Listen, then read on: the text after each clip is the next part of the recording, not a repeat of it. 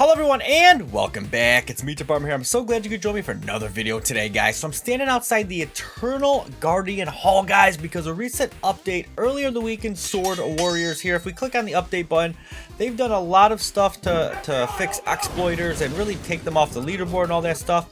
But something that I think is more important for, our sake for grinding is they modified the acceleration wave limit for endless. So to get ×2, you only need to get wave 60, and if you get wave 120, you get 3 times as fast of an Eternal Guardian Hall. So what does that all mean, guys? It's gonna double up the waves and the levels that you have to bypass, which means it's gonna be a lot faster for you to get your resources. So there's 3 pads you can stand on now. There's the regular one most of us have, but if you actually cleared level 60 or higher, look at that. Every single time you beat a wave, it actually goes up by 2. So now it's going to go from 4 to 6, and then it's going to go to wave 7, etc, etc. So in the long run, it doesn't seem like, the stuff that pops up on the screen doesn't seem like you get a lot of resources, but actually you could disregard that. As you see, I'm going up a lot. It's 545, and I went up to 666 on that, and it was 120 on that one. And this one says 63, but I went up like 130 on that one. So it's actually giving you credit for each wave that you do pass. And I think the auras work similarly. Whatever it says on the screen, it could still give you one for one of the waves that you actually skipped. So this is real great, guys. If you have a lot of keys or you want to grind up and you put in the work to actually get up to a higher wave, well, you're going to be able to come in here and go 2 times or even 3 times as fast. And this is really meant for players that consistently get up to those higher waves where, running the lower waves is just kind of like, it's just a time waster. So I've been testing this out a lot and it is really nice. Now, at the end of the day, the amount of eternal gems and unknown auras you get is still kind of dependent on just randomness, right? Some RNG action going on there. But you get through these so fast. I'm already at wave 36, guys, because of this. This is really nice. So typically I get up into the 60s, maybe 70. It just depends on how cheeky I want to be with like pushing and resetting stuff and kiting things around. Sometimes I just want to get in, get out, spend my keys, and get my resources, you know what I'm saying, and not really min-max the gems to the ultimate. So this is amazing, dude. Look at this. Already wave 46 on this one. Can you believe it? So we're crushing through. We're doing really good with this weapon. I believe I have on, the attack speed glove right now at the moment. So I don't have any healing on, and my actual HP is only 105,000. So the only healing I have is actually coming from the weapon itself here. I'm going to put auto on for a second.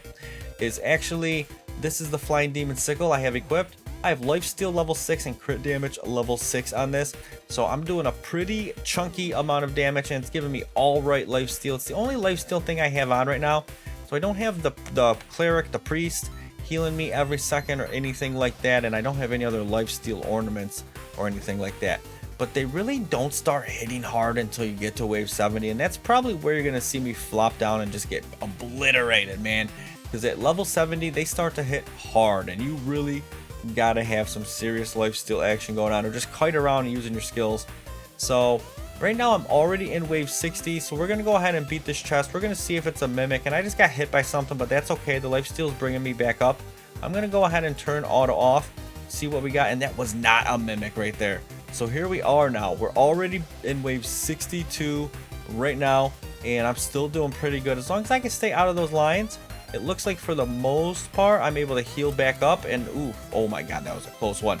So we're at 64 right now. I want to probably start using my abilities. I have to hit some of these to actually heal up because I got hit by a red wave. But there you go. You see, I'm almost at full HP just from the little bit of lifesteal I do have from the enchant only, guys. So I'm going to want to start mixing some skills in here because these guys are going to start hitting harder and harder.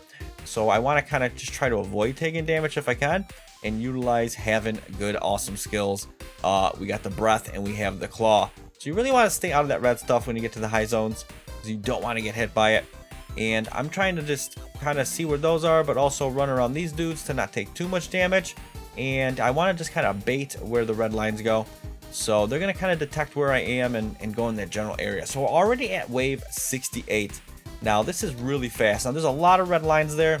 it's always good to save skills. If you're in a bad spot, you can hit a skill and go immune to actually not take any damage at all. I like to kite these guys around because they're not doing full contact hits on me. See? So I could actually, oh, see, now that was a bad spot and I just took 20,000 damage because of it, because I did not hit my skill. But as you see, you can usually kite them around.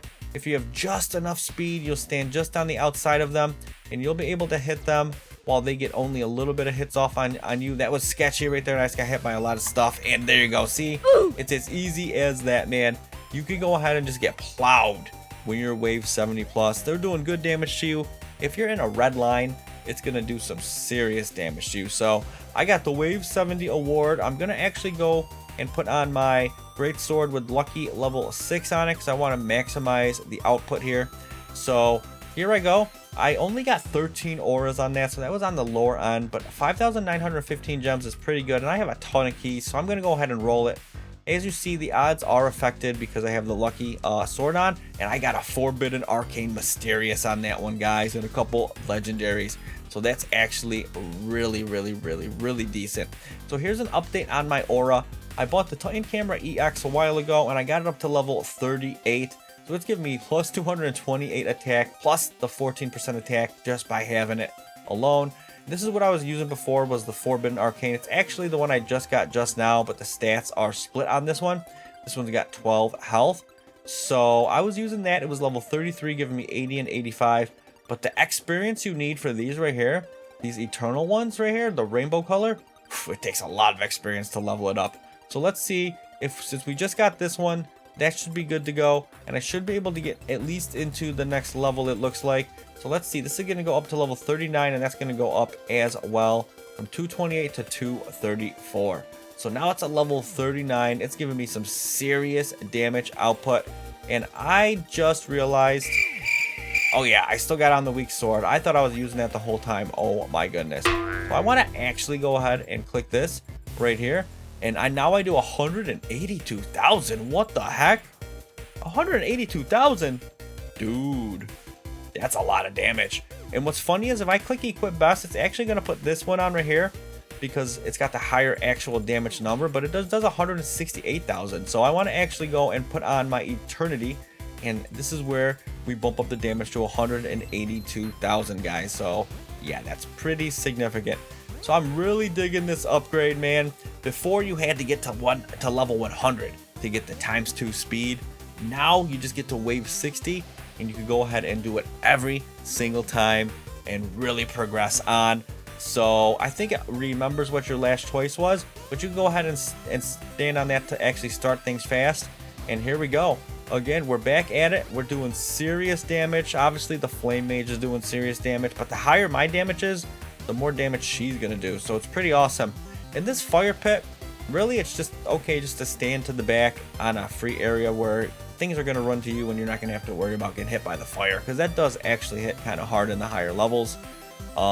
So yeah, that's pretty much it, guys. You want to go ahead and try to not only get wave 50 to get the Eternity Blade, the Eternal Blade that's currently available, but wave 60 is going to give you the 2 times and help you get those gains faster. And we'll see what happens when they update the Endless Dungeon here. It should be pretty soon. Oh my goodness, that Mimic just got wrecked.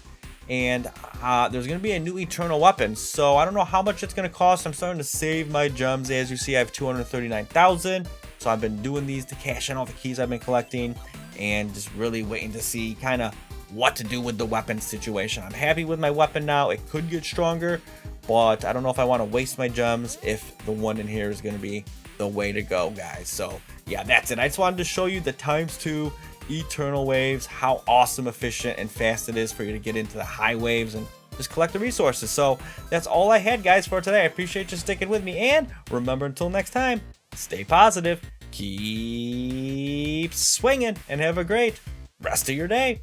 Bye-bye.